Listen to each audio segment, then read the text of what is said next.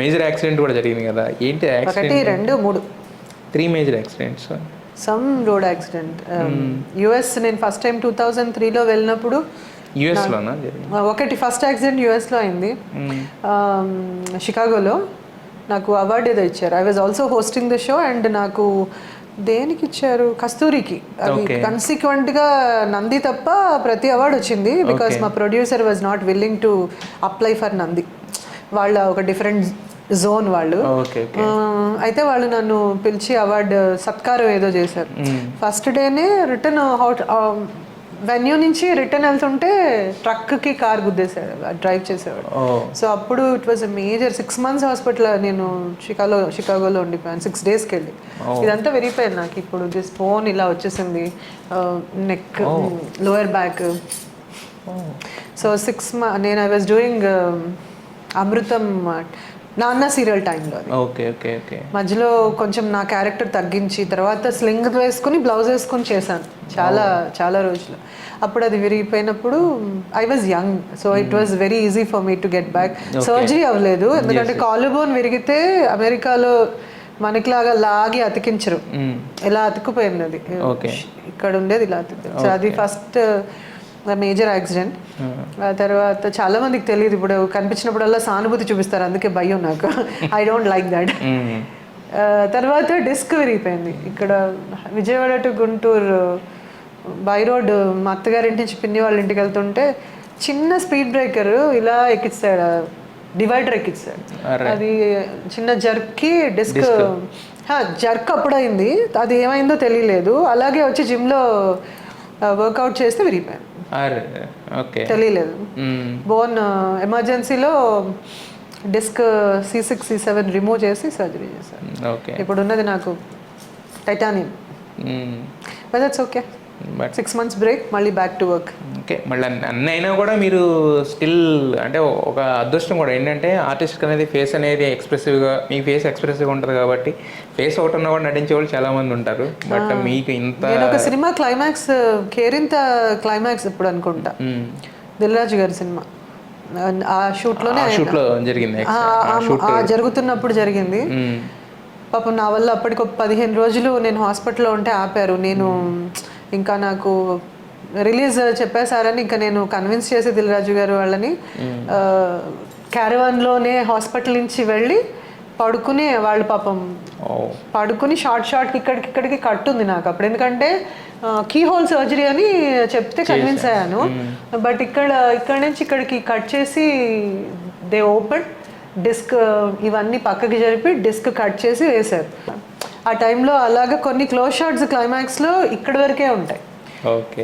నేను చెప్తే తప్ప ఎవరికి తెలియదు. పాపం దేవర్ వెరీ హ్యాపీ ఇంతలా ఉన్నా అని అన్నాను. నా వల్ల ఒక సినిమా ఇది మరీ మొహానికి ఏమైనా అయితే తప్ప ఐఎమ్ ఓకే అని చెప్పి చేసిన సినిమా అది.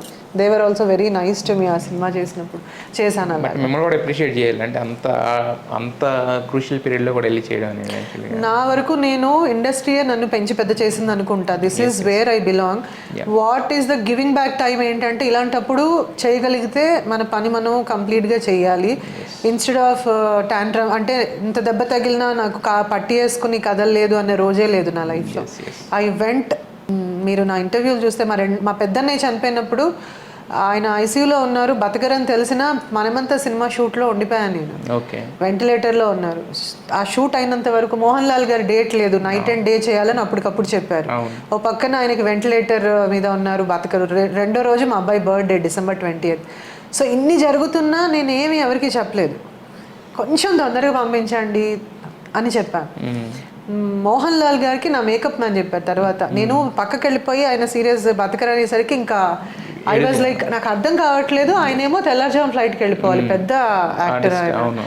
So we have to respect that. So నేను ఎందుకు చెప్తానంటే మీరు చాలా మంది అడుగుతుంటారు జనరేషన్కి డిఫరెన్స్ ఏంటి, what should younger generation learn అంటే the commitment towards your work. So అప్పుడు ఆయన వచ్చి నన్ను పక్కకి తీసుకెళ్ళి అన్నారు, are you mad or what, your brother is dying and you are here. నేను sir you have a flight in the morning, పొద్దున మీకు షూట్ ఉంది, నా ఒక్కదాని వల్ల షూట్ ఆగిపోకూడదు. సో నా షార్ట్స్ అన్ని చేయించి ఆయన పక్క నుండి జస్ట్ ఫినిష్ అనితా షార్ట్స్ అని అన్ని క్లోజ్ షార్ట్స్ ఆయనది నాదే సీన్ అనమాట. అది చేయించేసి తెల్లారుజాము 4 నన్ను పంపించారు. So he was like, I you mad, I you crazy అని. But eventually very next day మా అన్నయ్య పాస్ట్ డే, మా అబ్బాయి పుట్టినరోజే మా పెద్దన్నయ్య చనిపోయారు.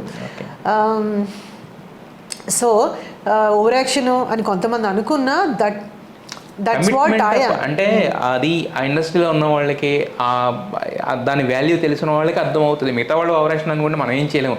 అంటే ప్రతి ఒక్కరి గురించి మనం బతకలేం కదా సమాజంలో. ఫస్ట్ మనం ఏం చేస్తాం మనకి క్లారిటీ ఉండాలి. మనం చేస్తున్న వర్క్ ఏంటనేది వర్క్ చేస్తున్న వాళ్ళకి క్లారిటీ ఉండాలి. కానీ ప్రతి ఒక్కరికి క్లారిటీ ఇప్పుడు నేను వెళ్ళిపోవచ్చు తారక్, వెళ్ళిపోవచ్చు ఆ క్షణం.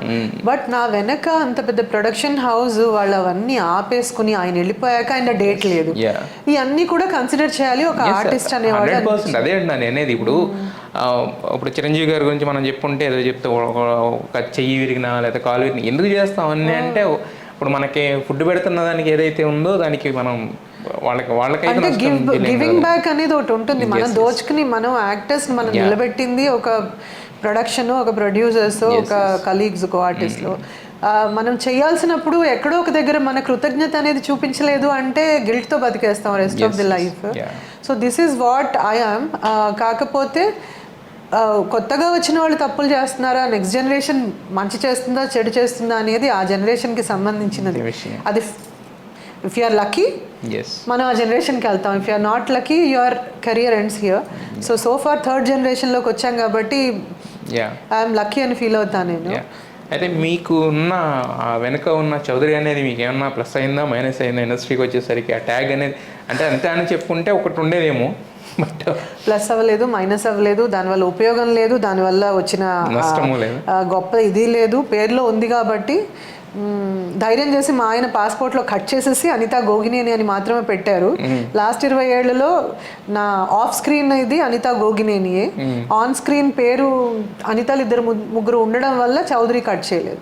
సో దానివల్ల అంటే జనరల్గా ఉన్నాయి, దానివల్ల స్టోరీస్ ఉన్నాయి. అందరు అనుకుంటారు అబ్బబ్బబ్బా కమ్మారు చౌదరీస్ కాబట్టి.